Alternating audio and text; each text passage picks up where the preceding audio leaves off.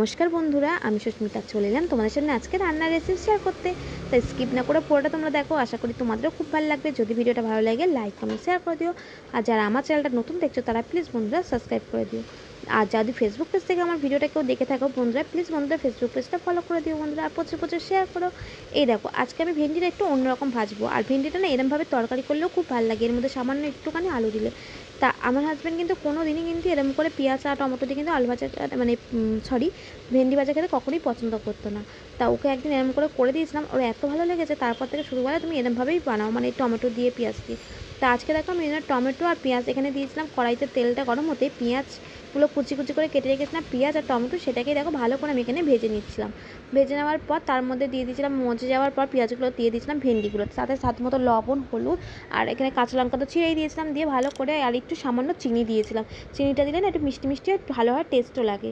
তা আমি ভেন্ডিটাকে ভালো করে ওরকম করে ভেজে নিয়েছিলাম। আর এই দেখো এখানে ভাতও বসিয়েছিলাম, ভাতটা হয়ে যেতে আমি এখানে চা বসিয়ে দিয়েছিলাম। আর সকালে কোনো দিনই আমি চা খেতে পারি না, হয়তো ঠান্ডা জল হয়ে যায় আর নইলে স্কুল থেকে এসে খাই এরকম। কারণ সকালবেলা আমার ভীষণ প্রচুর তাড়া থাকে, এই টিফিন সব রেডি করে ছেলেকে দিয়ে আসতে হয়, আসার পর তারপর নিশ্চিন্তে চাটা খেতে পারি।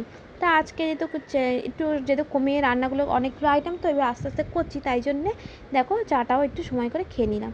আর এখানে 2টো ডিম সিদ্ধ দিয়েছি, কারণ ছেলের জন্য 2টো ডিমটা দিলাম কেন, একটাই হতো কারণ ছেলের জন্যই দিতাম, যেহেতু ও 2টো ডিম না আমি সবসময় এক্সট্রা করে একটা করে, যখন এই যে 5টা রান্না করি 4টে রান্না করি, যার জন্যই রান্না করি একটা করে ডিম এক্সট্রা দিই, কারণ একটা ডিম যদি পচা হয় ফেটে যায় তাহলে আর একটা ডিম তো তাহলে ভালো থাকবে। এই কারণে তোমার আমার মতন উপস্থিত বুদ্ধি কারা কারা করো তো একটু কমেন্ট করে জানিও তো। তোমাদের সাথে গল্প করতে করতে থাকো, সমস্ত রান্না আমার কিন্তু হয়েও গেছে।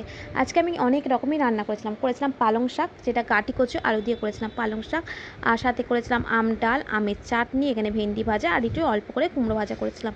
তাতে দেখো আর ভাত তোরেই হয়ে গেছে। তার আজকে লাঞ্চটা কেমন হয়েছে অবশ্যই কমেন্ট করে জানিয়ে তো। আর এই যে টিফিন পার্টির মধ্যে দেখছো সেই সবজিগুলো, এইগুলো হচ্ছে আমি খাবো, আমার হচ্ছে সকালের ব্রেকফাস্ট।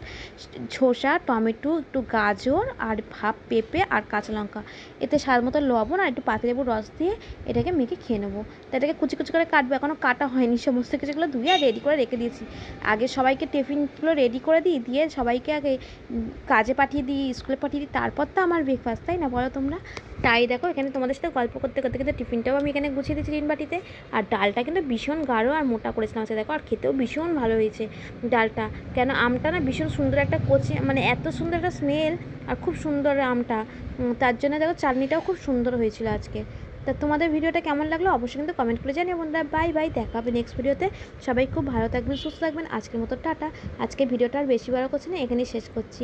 আর আজকের লাঞ্চ বক্সটা কেমন সাজালাম অবশ্যই কিন্তু তোমরা কমেন্ট করে জানিও। আর এখানে কোন রেসিপিটা সবথেকে বেশি ভালো পছন্দ হয়েছে অবশ্যই কমেন্ট করে জানিও বন্ধুরা। Bye bye.